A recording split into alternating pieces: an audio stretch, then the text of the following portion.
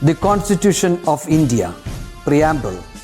We, the people of India, having solemnly resolved to constitute India into a sovereign, socialist, secular, democratic republic and to secure to all its citizens justice, social, economic and political, liberty of thought, expression, belief, faith and worship, equality of status and of opportunity, and to promote among them all fraternity, assuring the dignity of the individual and the unity and integrity of the nation. In our Constituent Assembly, this 26th day of November 1949, do hereby adopt, enact and give to ourselves this Constitution.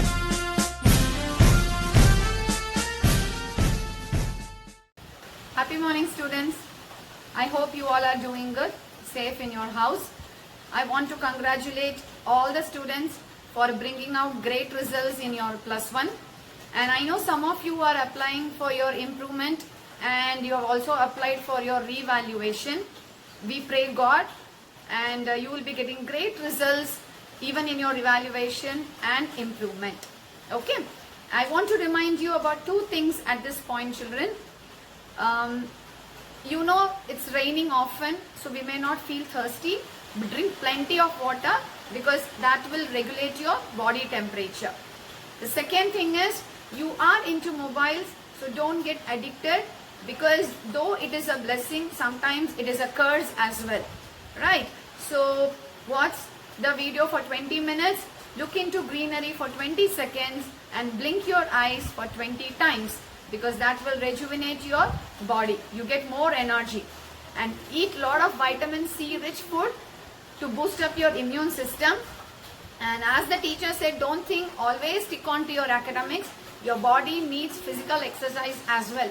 So those who can play outdoor, try to play, have some sort of physical activities which is most important for your body and mind coordination. Okay. So wishing you good luck again for all the students to bring out great results even for this academic year. And let us begin the topic for today. Today's topic is colligative properties 3 and 4, depression and freezing point and osmosis. Are you all with me, children? Yes. Shall we begin the class today?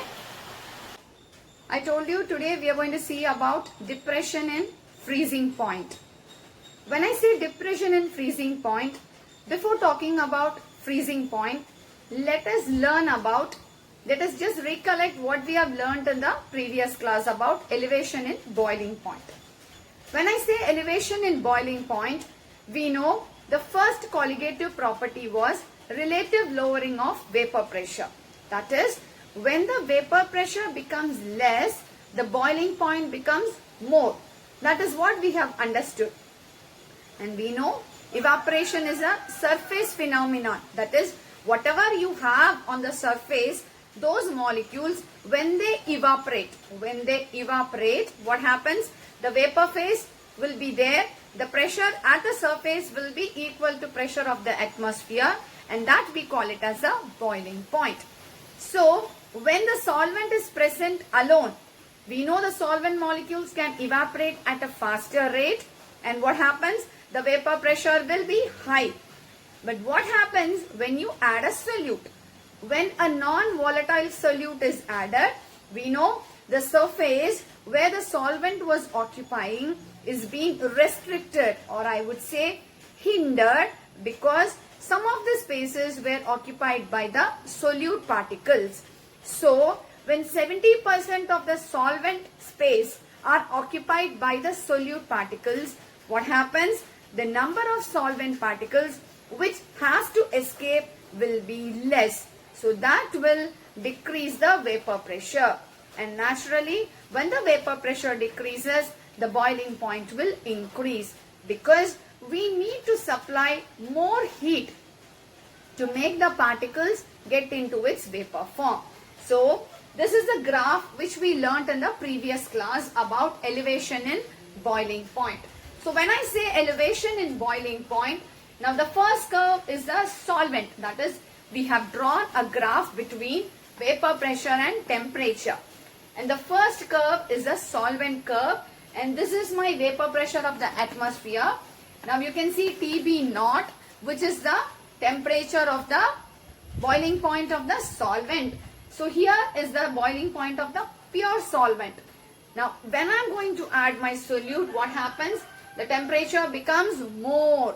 That is, it accepts more heat. So this is second curve is the solution curve. That is the boiling point of the solution where my solvent and solute are present. So you can see the boiling point of the solution is always greater, larger, or I'll say higher than the boiling point of the solvent. The difference between TB naught and TB will be called as delta TB. And we also know delta TB was proportional to the molality, not the molarity, molal concentration. So why I showed you this graph is, when we are going to study about depression freezing point, it is just similar to that what we learned in elevation in boiling point. Now if you see here, we have drawn a graph between vapor pressure and temperature. Now what happens here? You can see there is a first curve. What do you mean by melting point or freezing point, children? Yes, can anybody tell me? Praveena, you know what do you mean by melting point or freezing point? What are the two states of matter that has been into this? Yes, you're right, Praveena. It is solid and liquid. Melting point is the solid will be into a liquid phase, and freezing point is where a liquid will turn into a solid. In both the cases, the temperature at which the vapor pressure of the substance in liquid phase will be equal to the vapor pressure in the solid phase. So when the liquid and the solid phase, the vapor pressure becomes equal, that temperature will be called as a melting point or a freezing point. So when I say a freezing point, we are studying here freezing point. When I say freezing point, definitely there will be a decrease in the temperature. Okay, so temperature should be less, it should fall. Now what happens actually, when there is only a solvent, there will be a particular temperature at which the solvent will freeze. Once it becomes frozen, it will reach a point here. You can see this is the point where it reaches the frozen temperature. So what happens when I'm going to add a solute? So this will be my second curve, the solution curve. The solution curve will be decreased again, and it reaches the point where the solvent has already reached. So there it joins. So we can understand that the freezing point of the solution will be less than the freezing point of the solvent. Are you able to follow me, children? In elevation in boiling point, we told the boiling point of solution will be greater than the boiling point of the solvent. But here I will say the freezing point of the solution will be less than the freezing point of the solvent. So again, delta TF will be TF naught minus TF, where TF naught is the freezing point of the pure solvent and TF is the freezing point of the solution. As we already discussed, delta TF will be proportional to molar concentration. So delta TF is equal to KF into M, where M is the molality and KF is called as the cryoscopic constant or depression constant, freezing constant. We studied in the elevation in boiling point about KB. If you remember, children, KB was called as ebullioscopic constant or molar elevation constant. So this is a depression constant, or we also call it as cryoscopic constant.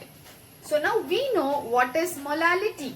M is equal to W2 by M2 by W1 by 1000. What is that? W2 and M2 will be weight of the solute and molar mass of the solute, and W1 will be the weight of the solvent. Now when you rearrange this, you get an equation like this for M, and once you substitute that in the delta TF equation, you get the value for delta TF. From there, you can also calculate the value of M2. So this is how we will do the problems in depression and freezing point. So either the delta TF will be asked or the molecular mass of the solute will be asked. See, why we study this? What is the application of studying this? Because when we are dealing with binary solutions, I told you this year we are going to deal only with binary solutions.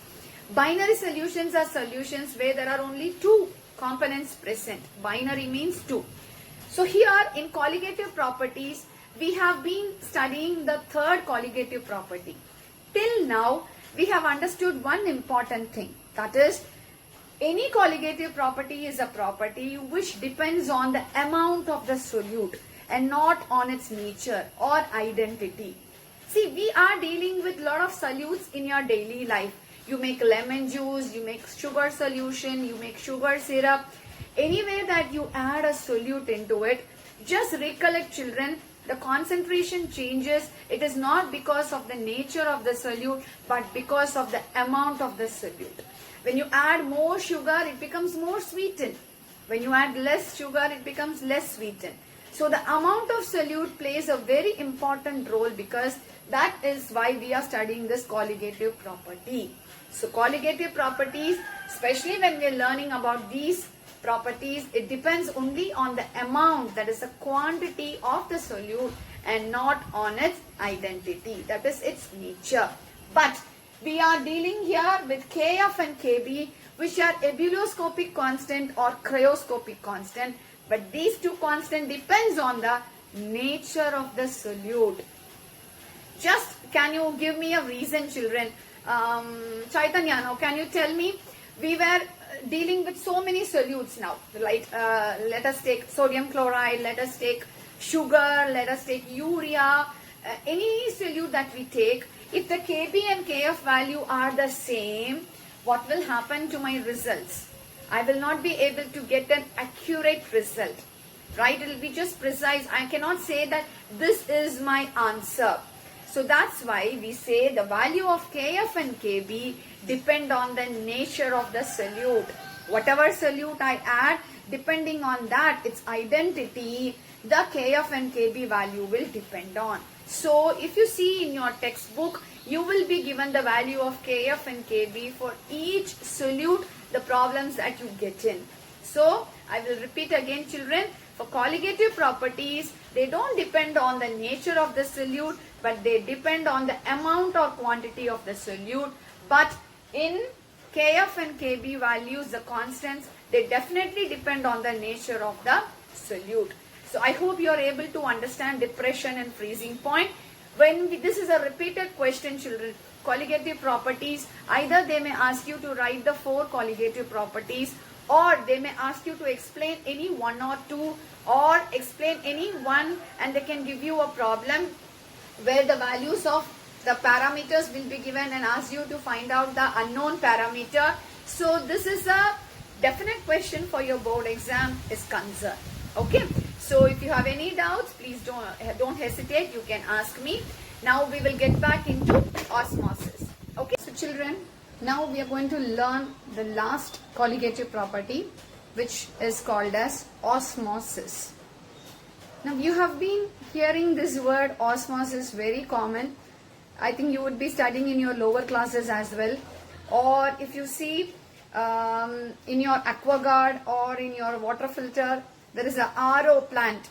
You will see in hospitals and in many places where they use the reverse osmosis, right? So this class will be quite interesting, because we are going to learn something which we know already, but we don't know this is the factor that is behind this process.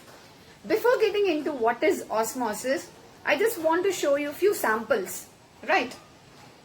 Now you know what are these? These are dry raisins, right? I would say grapes, right? Hope you all would have seen this adding in payasam and other stuffs, right? This is nothing but a grape which has lost almost all its water, and it has now shrinked into a small raisin. It's become so dry, there is no water content inside this. The same raisins, what I did is, yesterday I just put it in the water. I just soaked it in water, and you can see today how it has become. Can you see this, children? It has now swollen, right? It has swollen because it has absorbed the water. The water has gone into this raisin or the grape and it has become swollen.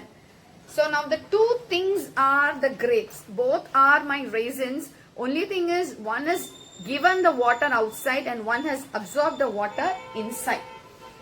What do you infer from this, children? What do you understand from this?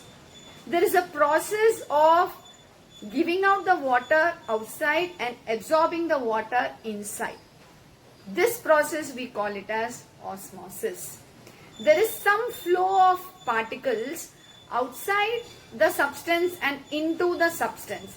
Now this is happening is just because this grapes has got a membrane, a wall, which is permitting the solvent particles, or I would say the water, to go outside and also to enter into the grapes, right? This membrane, we call it as a semi-permeable membrane.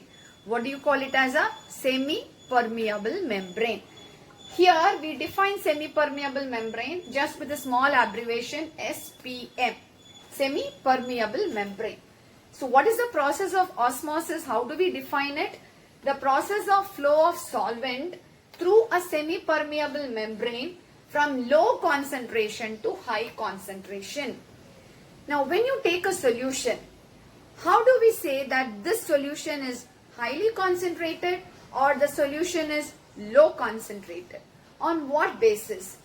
Any solution that is low concentrated will be having less solute, because as I told you, in the colligative properties, we are focused on the amount of solute, that is the quantity of the solute. So when I add only less solute, the solution becomes less concentrated, or I would say there is more solvent particles present in the solution. Now on the other hand, when I say the solution is highly concentrated, there will be more number of solute particles, but there will be less number of solvent particles. So when I say the process of flow of solvent through a semi-permeable membrane from low concentration to high concentration, so the low concentration is where the solution with less number of solute and more number of solvent. So from that it will go into the solution which is highly concentrated. So I hope you are able to understand what is the process of osmosis. Now if you see osmosis, I told you the grapes has taken water inside, and the same grapes when it is kept outside also is become dry, giving out the water. So osmosis can be of two types, exosmosis and endosmosis. This is not there in the syllabus, but it is an extra addition information for you children, because when we were dealing with temperature, we also learnt about endothermic and exothermic.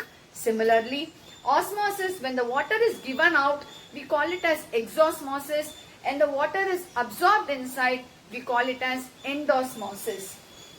I'll give you an example. When I told you in grapes, the same examples you can see in everywhere.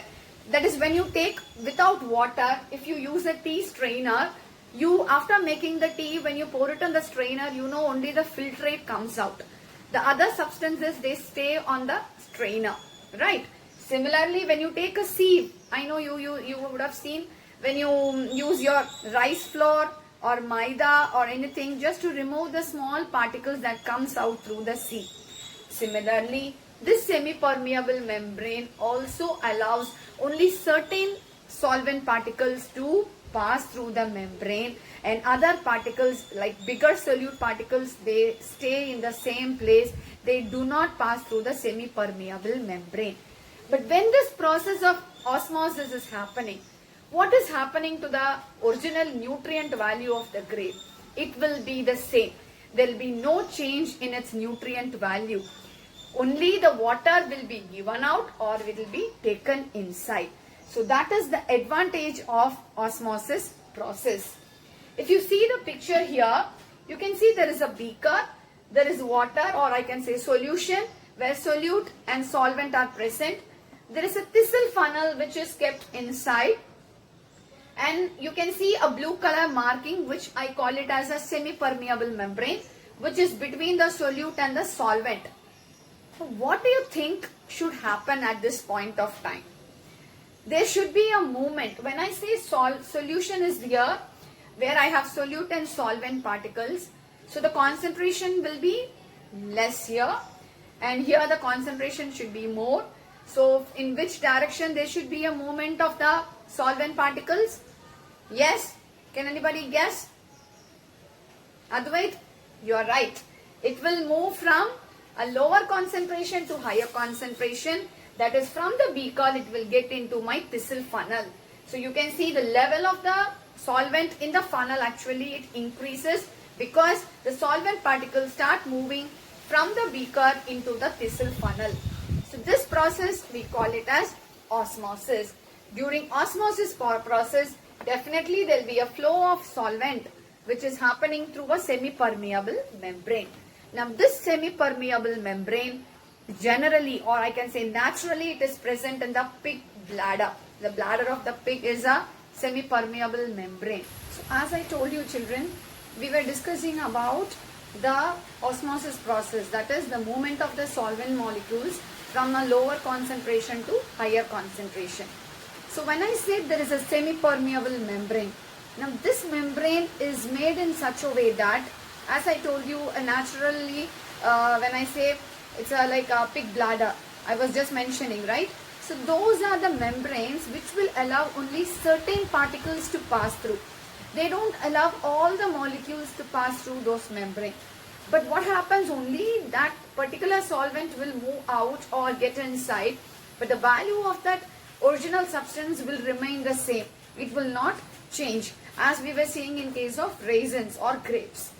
Now here are few examples of osmosis which occurs in our day-to-day life, which we were been experiencing, but we were not sure that this is the process. The first one is raw mangoes shrivel in brine solution. Now what is a brine solution? Brine solution is a concentrated solution of salt. If you see your mother or grandmothers making pickle, they put a lot of salt in the water, or some of them will just heat it up also. It becomes concentrated. In that, when you take a mango, if you see the skin of the mango is just like a membrane. What happens when you put those mangoes in the brine solution? They shrivel. Shrivel means they shrink in size. What is exactly happening? When mangoes are put in the brine solution, the salt which is in the solution will try to bring out the water content from the mango, that is, which is present inside the mango.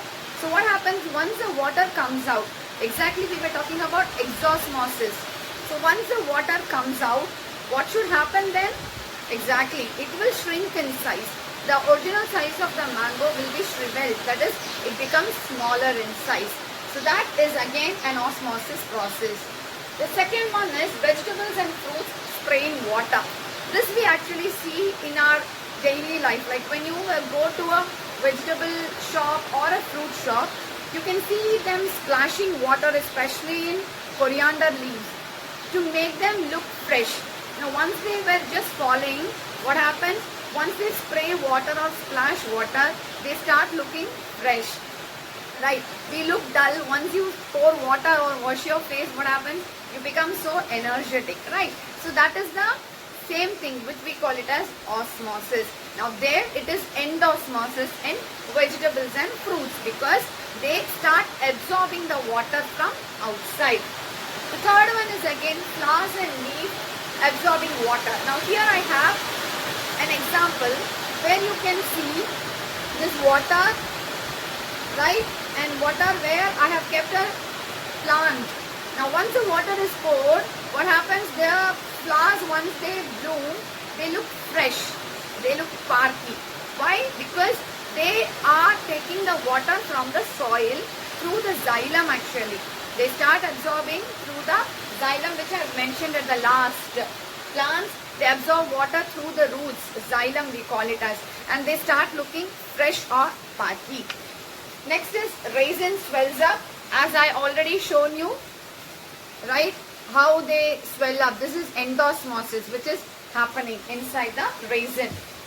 The most important, though we have so many applications of osmosis, in our daily life. The most important application or the most required vital role that is played by osmosis is that comes in our blood cells. Blood cells has got a concentration of 0.9% NaCl, sodium chloride. We have normally heard from doctors saying that the sodium level is more or the sodium level is less, which is a common term used by the doctors, and we used to also give saline water or drips, right? What is the role? What is exactly happening inside? Let us see. 0.9% NaCl is the perfect concentration required for the blood cells. See, we know what is equilibrium, children. We have been studied from Le-Chatelier's principle, right? That is, there will be a movement of the particles in case of osmosis from lower concentration to higher concentration. Now, what do you think, at what point of time will this movement stop? Will it continuously flow like this? There should be some stopover. Now that you call it as an equilibrium. Equilibrium is a point where the concentration on both the side, on either side, will be equal. So once the equilibrium is achieved, the movement of the solvent particles will be stopped. That is, will not move further. So when I told you blood cell has got a concentration of 0.9% NaCl, if there is an increase in concentration more than 0.9%, what will be the situation? The blood cells will collapse. They start collapsing, they break up, right? Which may even cause death. If, on the other hand, if the concentration is less than 0.9% than the required, what will happen? The blood cells start swelling up. That is, they start absorbing the water or the sodium chloride and they start swelling up, which is again a pathetic situation. If you see persons who are taking so much of salt, sometimes they ooze up. They have a disease which is called as edema, right? If you can browse through also, you will find out. So these are the common situations which we face because of the process of osmosis. So this osmosis process has to be in control. Though the movement of the solvent particles is continuous until equilibrium is achieved, there is something which going to stop it, which is called as osmotic pressure, which we'll be discussing now. We were learning about osmosis, the movement of the solvent particles. We were also learning about the applications of osmosis. Now, we are going to see about osmotic pressure. Now, what is osmotic pressure? Pressure that stops the flow of solvent across the semi-permeable membrane. Now, you can see here there are two beakers where one is a solution, the other one is a solvent, and you have a semi-permeable membrane here. I have marked it as a piston with P atmosphere, which is the external pressure which is pushing the piston downwards. Now, as I told you, the solvent particles will be moving across the semi-permeable membrane from a lower concentration to a higher concentration. Now, I told you till equilibrium is achieved, this movement of particles will be continuing. Now, how can I stop it? Now, let me just give you an example. Assume that you are going to be entering the room and I am inside the room.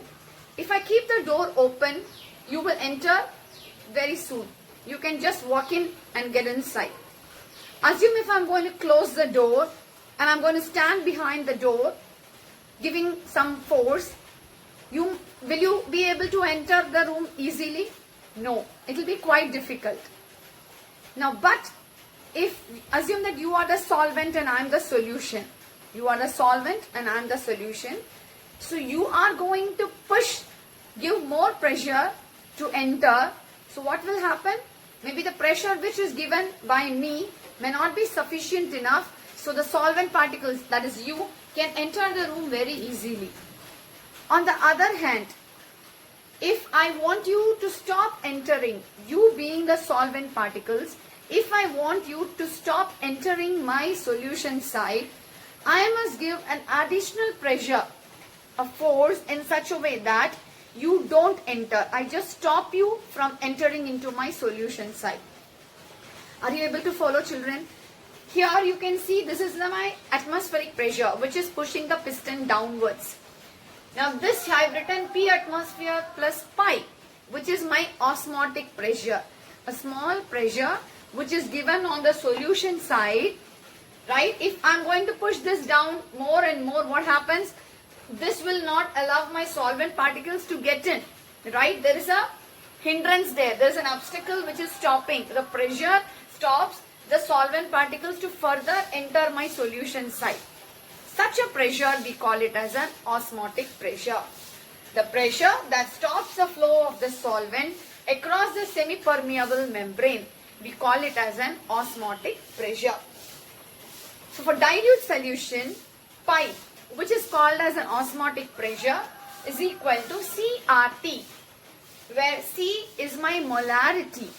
Now in elevation in boiling point or depression in freezing point, we will be studying about molality, molal concentration, which is nothing but which is independent of my temperature. But here this is a temperature dependent colligative property, and hence we write as CRT, where C is my molarity, R is my gas constant, and T is the temperature at which the experiment or the whole process is being carried on. So when I write C, molarity is nothing but the number of solute in volume of solution in liters. So N2 by V. So what is N2 again? N2 is the number of moles of solute, which is nothing but W2 by M2. Now what is W2 here?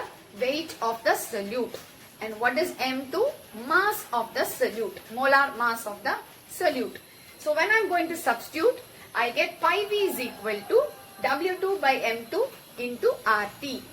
Once I rearrange, I can also calculate the molecular mass of the solute, which is W2 into RT by pi V. This is again an important equation for us to learn for osmotic pressure, where the parameters will be given and you should be finding out the unknown parameter. Now, osmotic pressure, as I told you, plays a very important role in our daily life. There is a particular advantage for this osmotic pressure.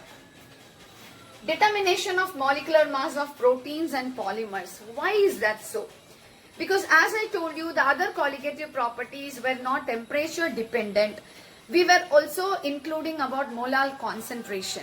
But this factor, that is osmotic pressure, is a temperature dependent. That's why we use molarity. So this is very, very useful. As I said, biomolecules are temperature dependent, and it is not that easy to calculate the molecular mass of biomolecules or proteins or polymers. So here, osmotic pressure plays a very important role to calculate the molecular mass of proteins, polymers and biomolecules, because the measurement is carried out at room temperature, where temperature is a dependent factor. So osmotic pressure and osmosis both are very, very important for us. Now once we completed this, there is one more topic which is related with this, is isotonic solutions, and we have hypo, hyper, and also we are going to study about reverse osmosis. And once we learn all this, the last topic for this chapter is molecular mass determination.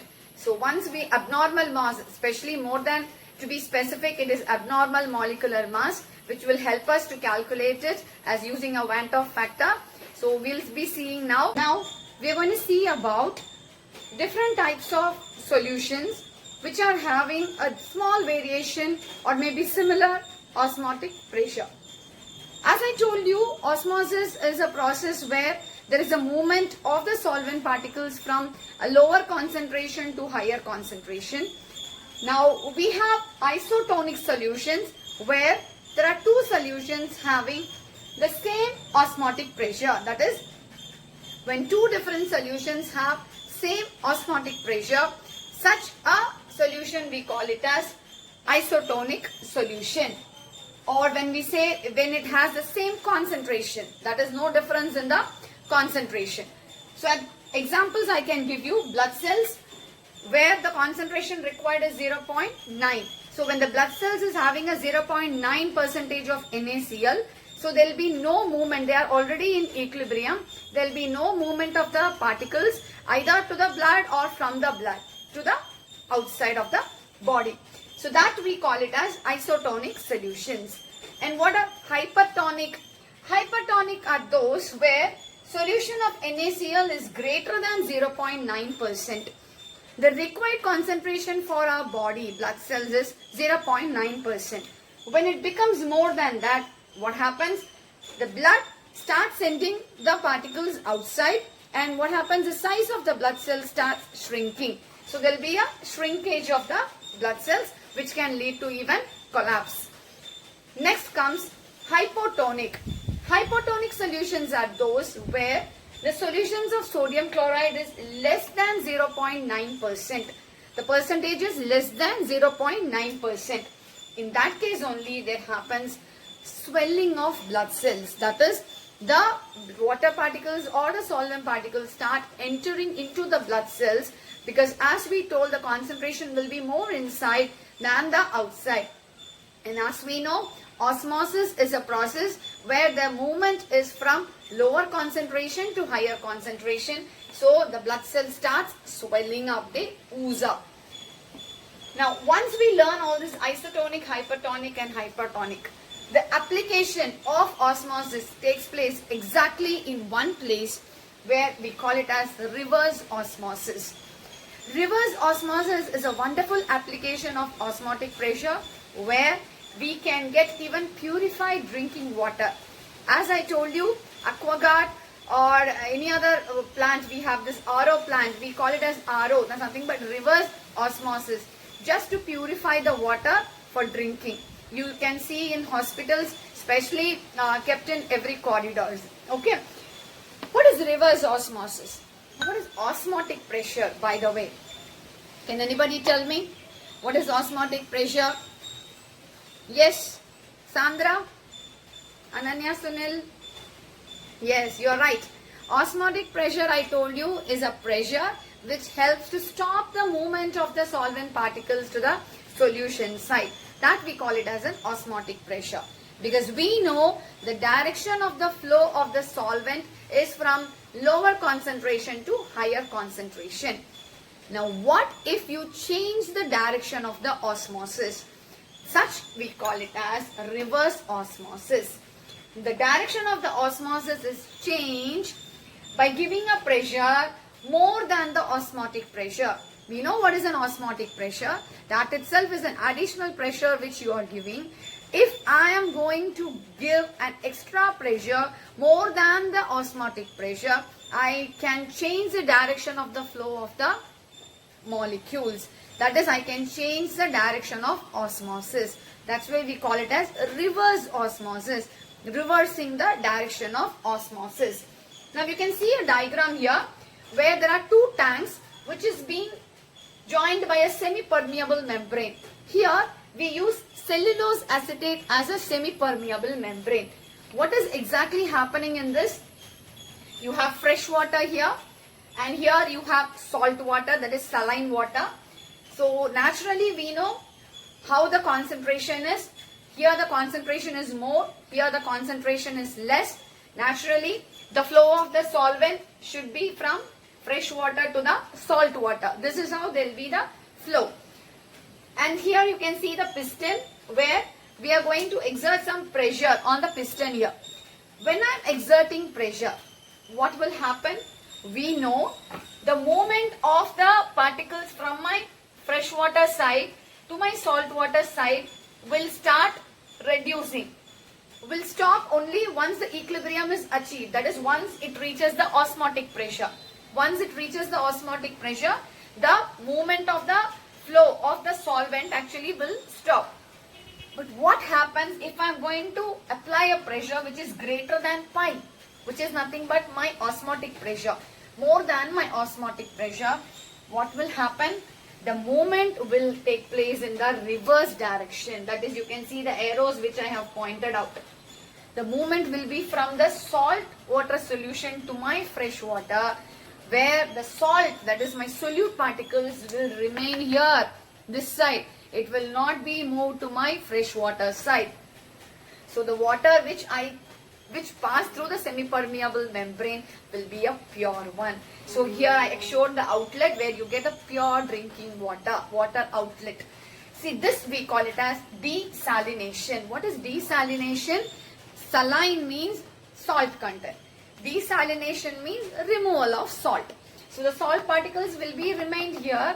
Only the solvent will pass through the semi-permeable membrane. So this is a wonderful application of reverse osmosis.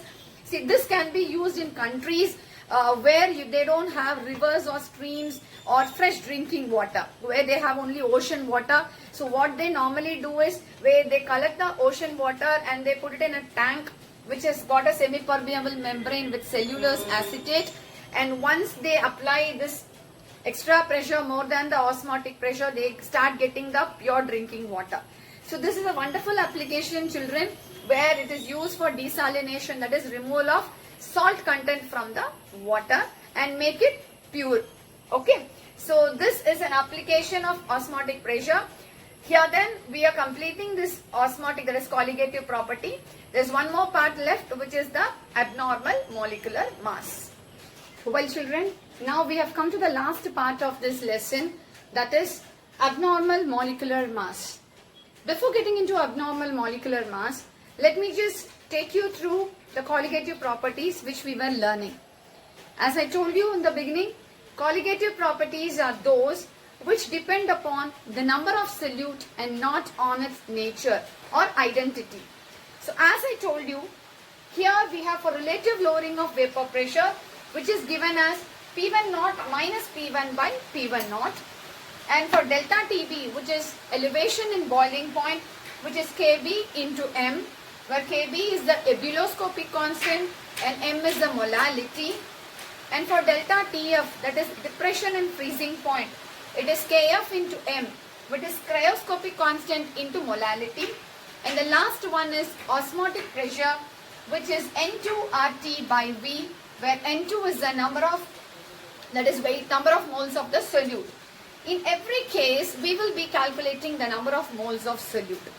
And we know it is very easy to calculate the number of moles of solute, which is nothing but the weight of the solute divided by its molecular mass.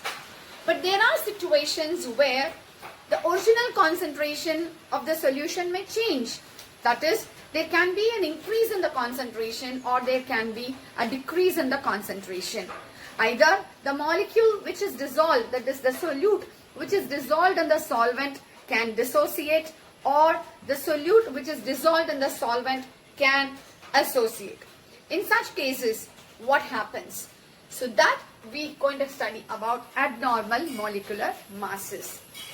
Let's take an example where there is 1 mole of potassium chloride. Now when potassium chloride is dissolved in an ionic solvent, because we know this is an ionic solute, so when it is dissolved in a polar solvent, because once it dissolved in a polar solvent, it ionizes. Ionizes into what? K plus and Cl minus ion. Now each mole of KCl will dissociate into K plus Cl minus, K plus Cl minus. So the whole mole, one molecule is getting divided into 2. So when I say this is the number of moles of solute, and when you calculate the number of moles of solute, but after dissociating, that is once it ionizes, actually it varies, right? So it has become 74.5 grams, which is assumed to be double. So delta TB for 1 mole of KCl, we know, so Kb into m. So for 2 moles, it will be twice of Kb into m, which is 1.04 Kelvin. But if we don't know that this is the dissociation happening, the original molecular mass will be considered, and we don't consider the number of molecules that is being ionized. So there will be a difference in the molecular mass or the number of moles of solute. Such change in the masses, either it is higher than lower than the original expected mass, we call it as abnormal molecular masses. Now what happens in certain situations are, there are molecules like ethanoic acid. As ethanoic acid is non-polar, let us dissolve it in benzene. When you put molecules of ethanoic acid in benzene, it dimerizes. What is dimerizing? Two single molecules, they join together to form a dimer. So they are no more single molecule. The two of them, they join to become one whole molecule. So what happens here is, again, the molecule mass now gets reduced. The number of moles actually get reduced. If they are 10 in number, they become 5. But what we consider when you are calculating, because you don't know what is happening when they are dissolved in a solvent. You just take your notebook, you start doing the calculation. So there will be a small change in the variation of the number of moles of solute. So there again, the number of moles is 0.5, but the molecular mass becomes double. Such masses where it is higher or lower than the expected one, we call it as an abnormal molecular masses. Now this plays a very important role, because when you are doing normal calculations, it is okay. But when you take out the thesis or for laboratory experiments, when you want to draw out a conclusion, it plays a very important role, because minute dissociation or association of molecules changes the number of solute in the solution.